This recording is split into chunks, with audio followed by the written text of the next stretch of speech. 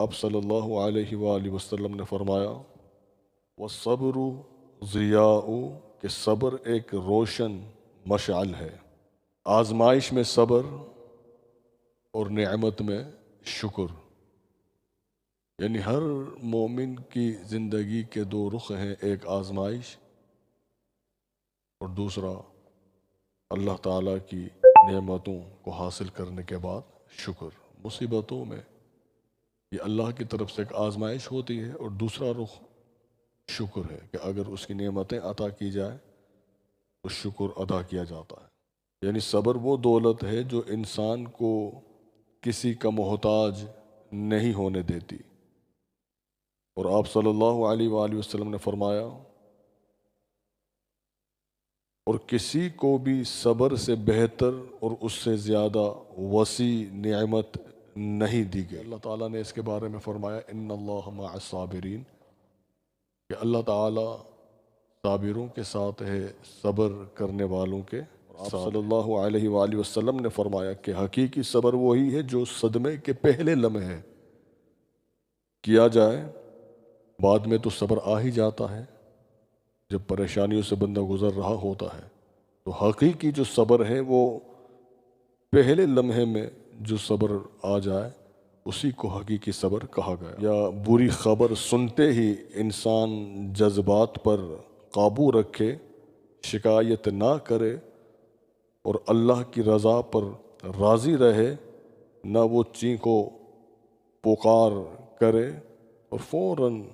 ابتدا ہی میں وہ صبر کرے، تو یقیناً اس کا شمار ان خوش نصیب لوگوں میں ہوتا ہے کہ جن پر اللہ تعالیٰ کی آزمائش ہوتی ہے، اور آزمائش اللہ تعالیٰ کے نیک بندوں پر ہوتی ہے، اور ان کا اللہ نے بڑا اجر رکھا ہے۔ تو اللہ تعالیٰ فرماتا ہے کہ کوئی بھی پریشانی ہو، کوئی بھی مصیبت ہو، صبر کرنا چاہیے، اور صبر کا جو صلہ ہے ان اللہ مع الصابرین، کہ اللہ صبر کرنے والوں کے ساتھ۔ علیہ الصلوۃ والسلام نے فرمایا جب اللہ تعالیٰ کسی قوم سے محبت فرماتا ہے تو انہیں آزماتا ہے، جو اس پر راضی رہا اس کے لیے اللہ کی رضا ہے۔ یہ ترمذی شریف کی حدیث ہے کہ جب کسی قوم سے اللہ تعالیٰ محبت فرماتا ہے تو انہیں آزماتا ہے، جو اس پر راضی رہا اس کے لیے اللہ کی رضا ہے۔ یعنی جو آزمائش پر راضی رہا، اپنے رب کی رضا پر وہ راضی رہا، تو اللہ تعالیٰ بھی اس سے راضی ہوتا ہے۔ یہ حضور صلی اللہ علیہ وآلہ وسلم نے جامع ترمذی میں آپ نے یہ ارشاد فرمایا کہ رب کی مرضی ہے وہ جس سے محبت فرمائے،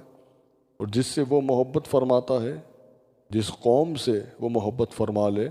تو انہیں آزماتا ہے۔ تو یہاں سرکار صلی اللہ علیہ وآلہ وسلم یہ فرماتے ہیں کہ جب کسی قوم سے اللہ محبت فرماتا ہے تو انہیں آزماتا ہے، جو اس پر راضی رہا تو اللہ تعالیٰ بھی اس سے راضی ہوتا ہے۔ اور یہ ایسی واحد عبادت ہے کہ جس کا اجر اللہ نے اپنی شان کے مطابق بے حساب رکھا ہے۔ یعنی صبر کا ہم دیکھیں کہ بدلہ کیا ہے، اس کا اجر کیا ہے، تو اللہ تعالیٰ نے صبر کے بدلے کو اپنی شان کے مطابق اس نے بے حساب رکھا ہے، اور اسی پر حضور علیہ الصلوۃ والسلام نے فرمایا کہ صبر کا جو بدلہ ہے وہ اللہ تعالیٰ ہی کی ذات پاک ہے، اور خود اس بات کو اللہ تعالیٰ نے قرآن میں متعدد مقامات پر ذکر فرمایا انما یوفی الصابرون اجرہم بغیر حساب، بے شک صبر کرنے والوں کو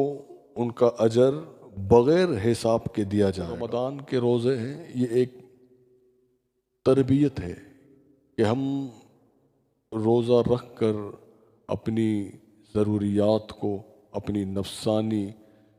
جائز خواہشات کو ہم چھوڑ دیتے ہیں، ترک کرتے ہیں، صبر کرتے ہیں، تو یہ اللہ تعالیٰ سے یہ ملانے کا ایک ذریعہ ہے، اللہ تعالیٰ کی قربت کو حاصل کرنے کا یہ ایک ذریعہ ہے کہ اللہ تعالیٰ یہی چاہتا ہے کہ میرے بندوں میں صبر آئے تو یقیناً روزہ جو انمول دولت رمضان کا مہینہ عطا فرما کر اہل ایمان پر فرض کر دیا، اور فرمایا کہ جس نے میری رضا کے لیے روزے رکھے لعلکم تتقون، اللہ تعالیٰ اسے تقوی کی دولت بھی عطا فرمائے گا، وہ کامیاب بھی ہوگا، اور یقیناً اس کی اس زندگی کا جو مقصد ہے رب تعالیٰ کی رضا، تو روزے کے ذریعے سے وہ اپنے رب کی رضا کو حاصل کرتا ہے۔